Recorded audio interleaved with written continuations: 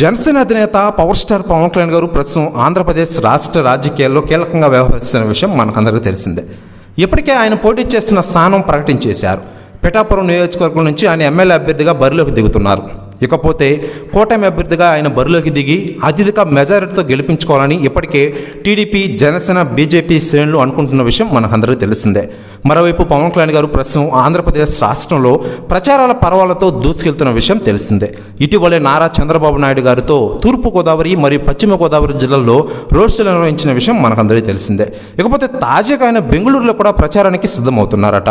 బెంగళూరులో లోక్సభ ఎన్నికల ప్రచారానికి జనసేన పార్టీ వ్యవస్థాపకుడు పవన్ కళ్యాణ్ గారు హాజరు కానున్నారట. విస్తృత ప్రచారం, ఆకట్టుకునే విధానాలతో ఎక్కువ సీట్లు సాధించాలని పార్టీ నేతలు భావిస్తున్నారు.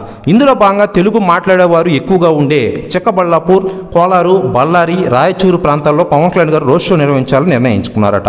ప్రస్తుతం న్యూస్ కూడా తెగ వైరల్ అవుతోంది.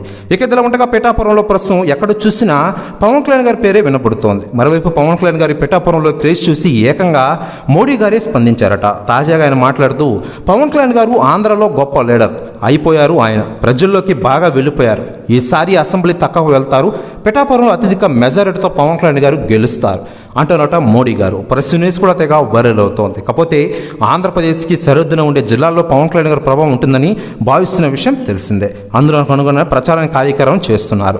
ఈ నెల 15న రాయచూరుకు పవన్ కళ్యాణ్ రానున్నారు. ఉదయం 11 గంటలకు రాయచూరులో బెంచ్ సర్కిల్ నుంచి రోడ్ షో ప్రారంభం కానుంది. బీజేపీ అభ్యర్థి రాజా అమరేశ్వర నాయక్ తరపున ప్రచారం చేరున్నారు జనసేన అధినేత పవర్ స్టార్ పవన్ కళ్యాణ్ గారు.